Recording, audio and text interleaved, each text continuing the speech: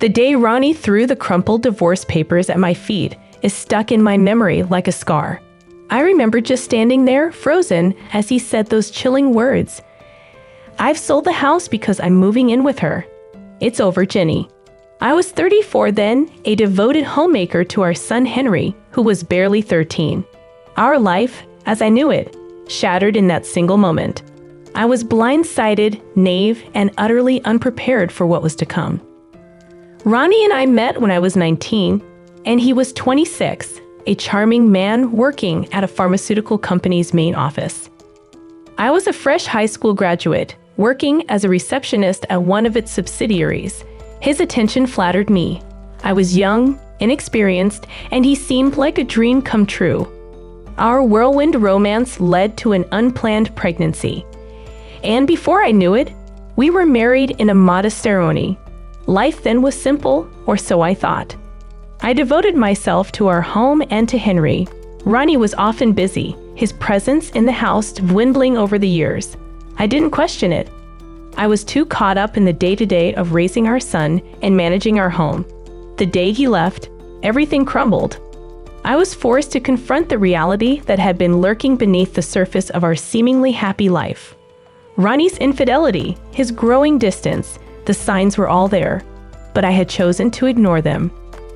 With nowhere else to go, Henry and I moved back to my family home.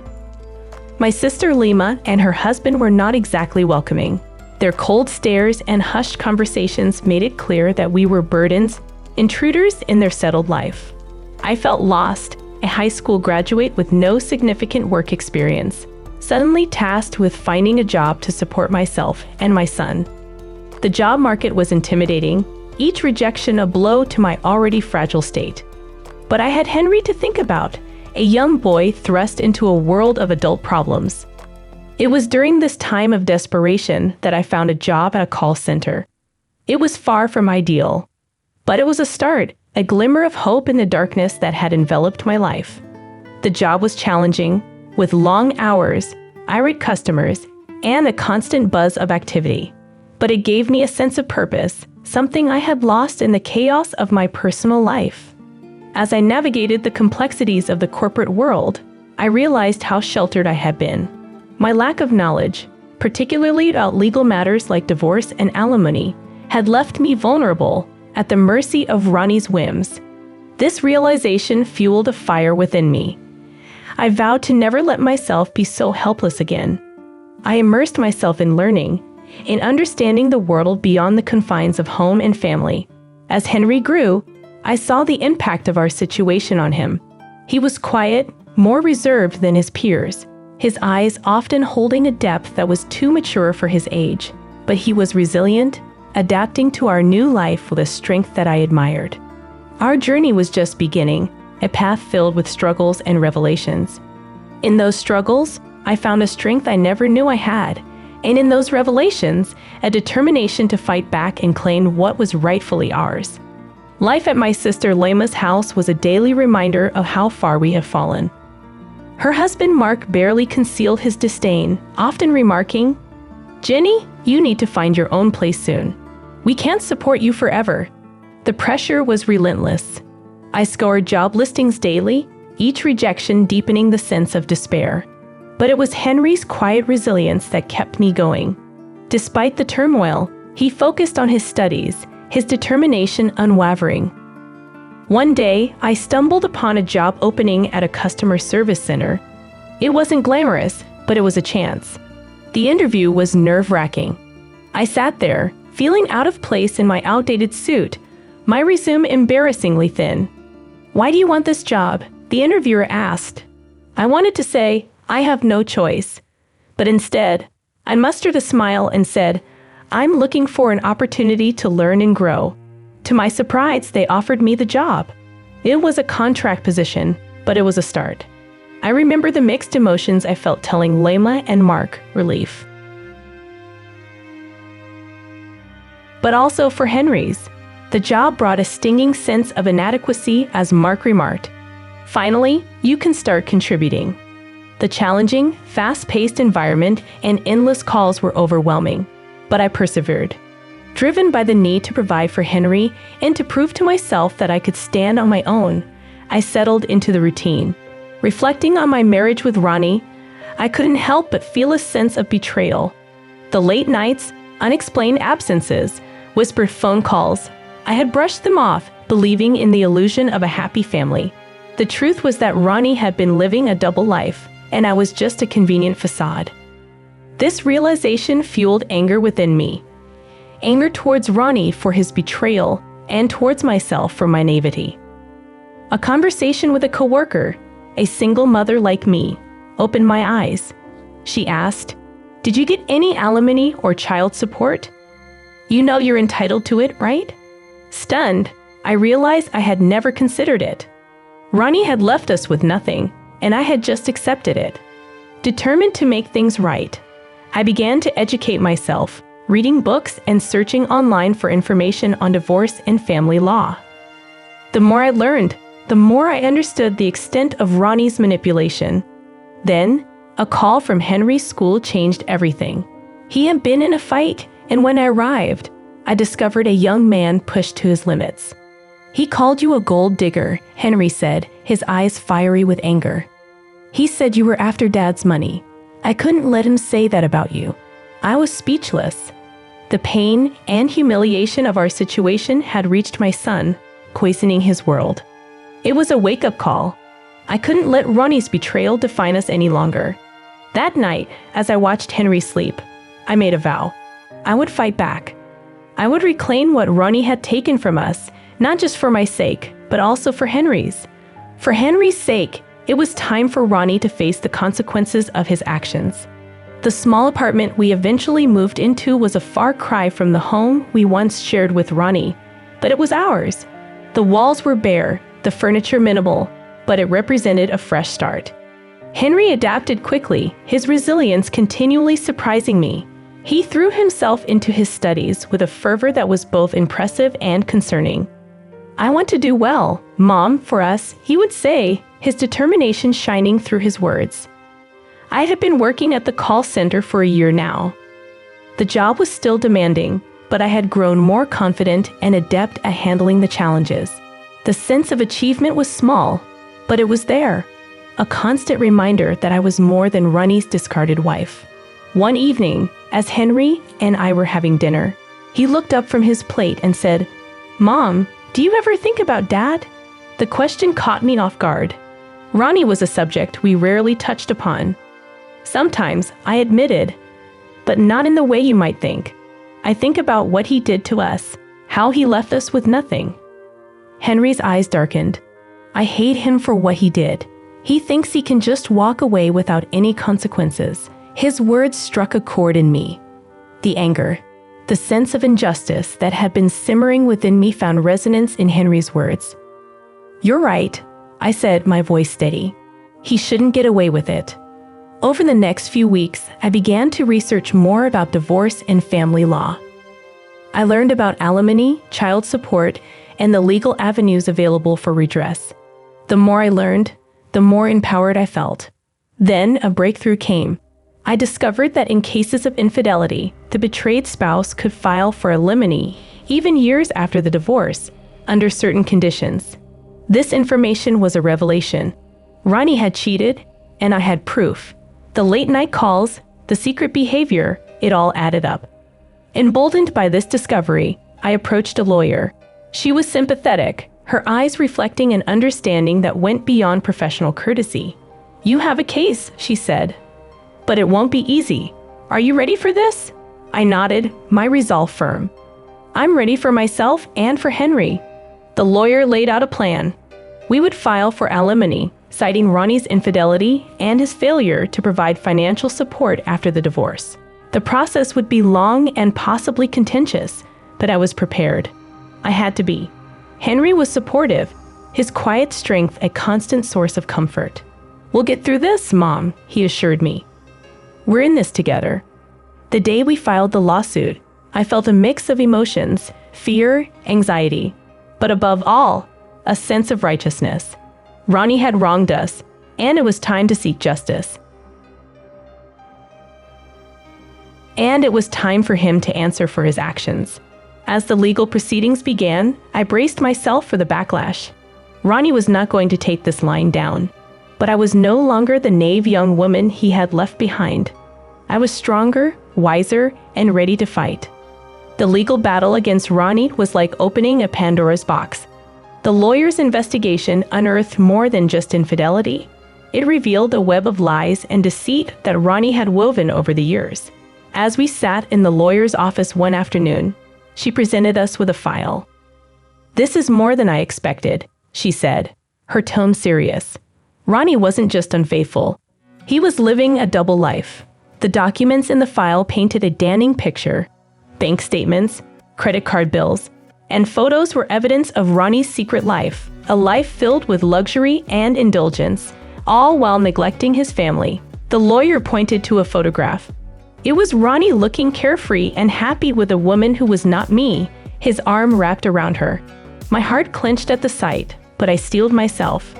This was the truth, the reality I had to face. Henry's face hardened as he looked at the evidence. "How could he do this to us, to you?"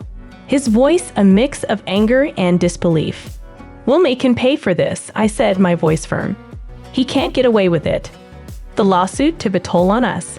Ronnie's lawyers were aggressive, trying to discredit me and paint me as a vindictive ex-wife. But I stood my ground, bolstered by the evidence and the support of Henry and our lawyer. Then came the day of the deposition. Ronnie sat across from us, his demeanor smug and confident, but that confidence waned as the lawyer began to present the evidence. "Mr. Ronnie, can you explain these expenses?" she asked, her tone accusatory, sliding the bank statements across the table.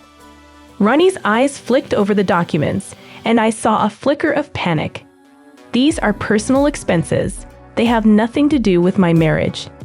"And these photos," the lawyer continued, her gaze unwavering, "they tell a different story." Ronnie's facade began to crack. He fumbled for words, his composure slipping. "It was nothing serious, just a fling," he said. Henry interjected, his voice icy. "You destroyed our family for a fling." The room was thick with tension. Ronnie's lawyer tried to intervene, but the damage was done. The evidence was overwhelming, Ronnie's excuses feeble and unconvincing. As we left the deposition, I felt a sense of vindication. Ronnie had been exposed for what he truly was, a cheat. But it was not over yet. The lawsuit would continue, and I knew Ronnie would fight back. But I was ready. For the first time, I felt in control, no longer a victim of Ronnie's betrayal.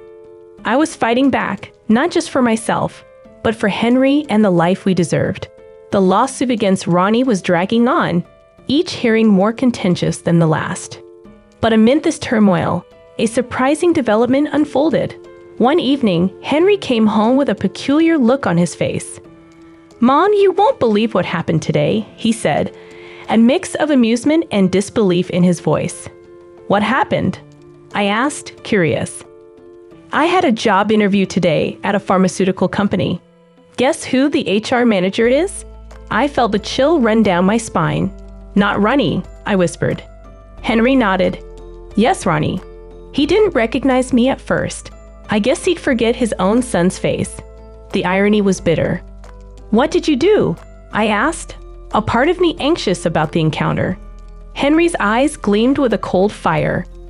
"I played along at first, but then at the end, I couldn't resist." I asked him if the company condones affairs. The look on his face was priceless when he realized who I was. I was torn between shock and a sense of poetic justice. Ronnie, confronted by the son he had abandoned in a setting where he had always felt most powerful. "What did he say?" I pressed, my heart racing.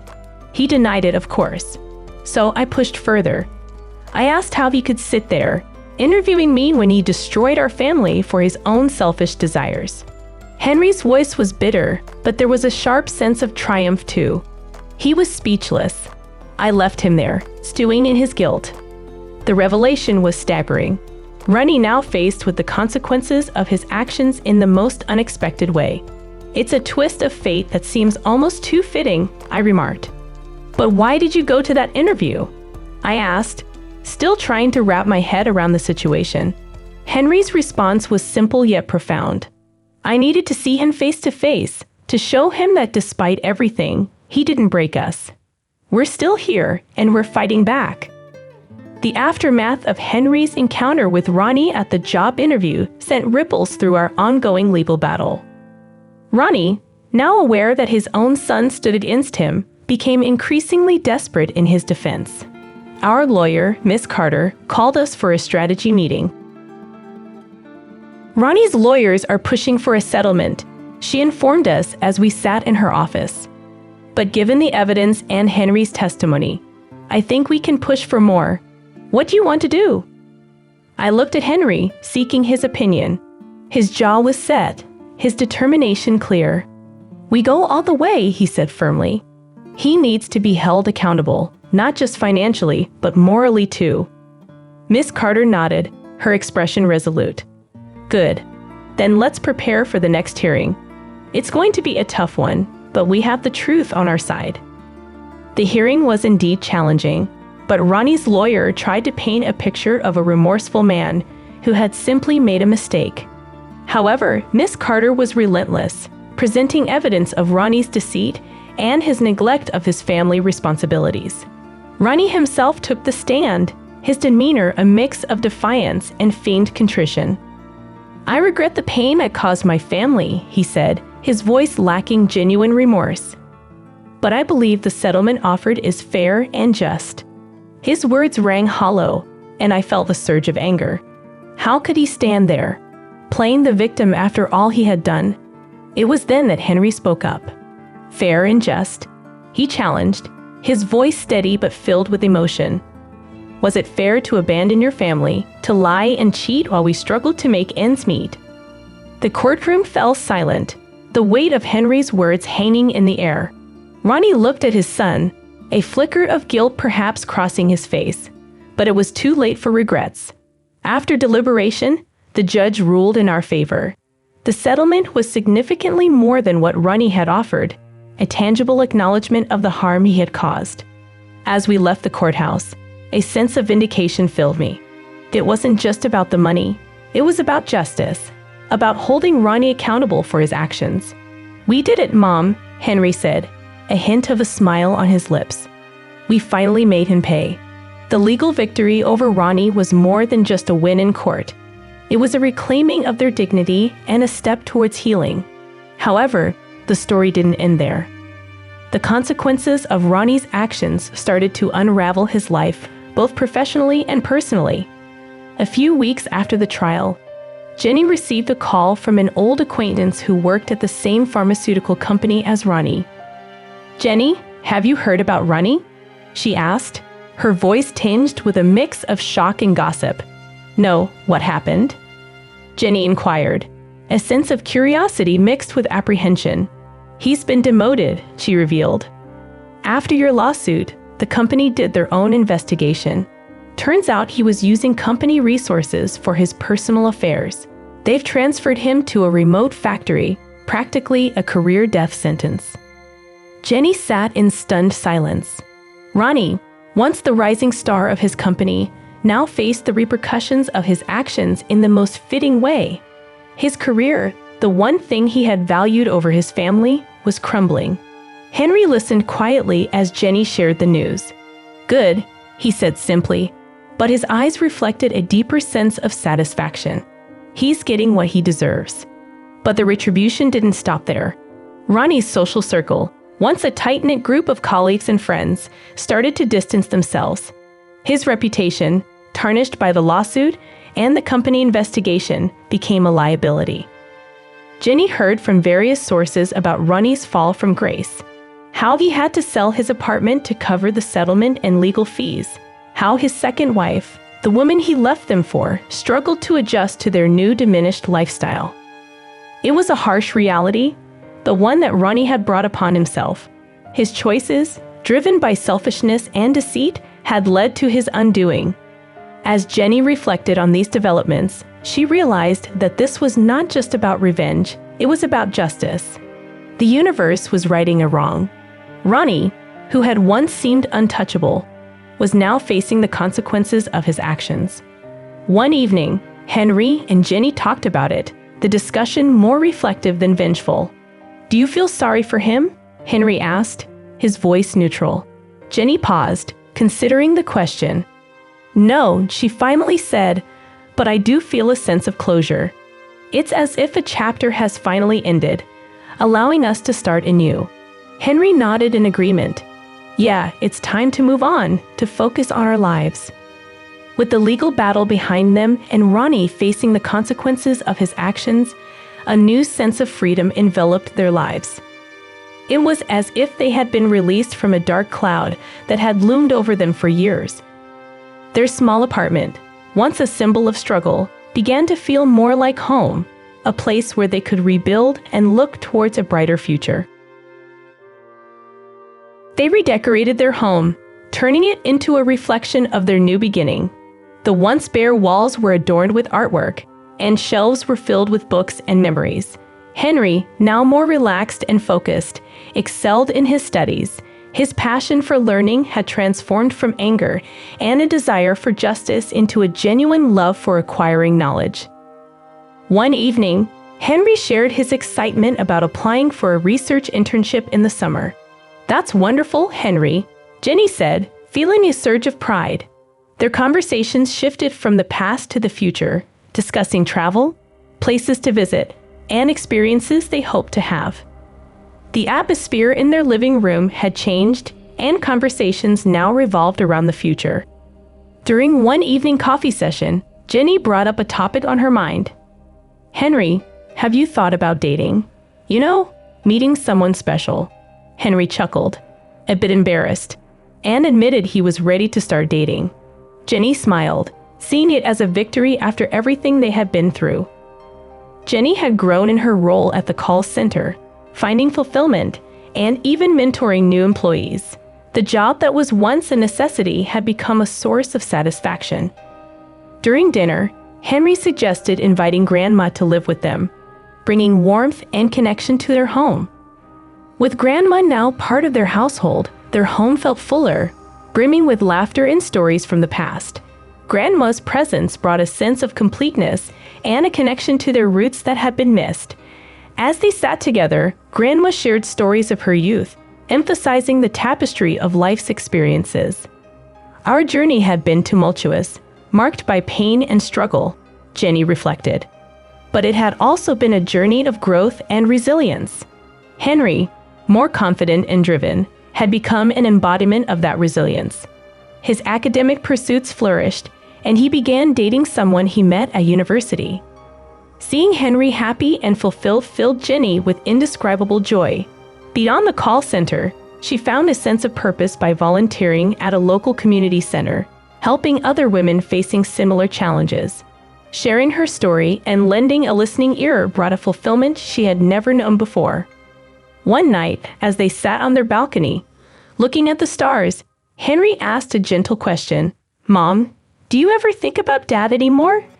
Jenny admitted, "Sometimes, but not in anger or resentment.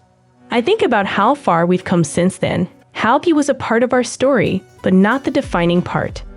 Henry nodded in understanding, and they sat in silence, each lost in their thoughts. The journey they had been on was not one they had chosen, but it had shaped them in ways they could never have imagined. I hope you guys enjoy our video. To watch more interesting stories, subscribe to our channel. Thank you.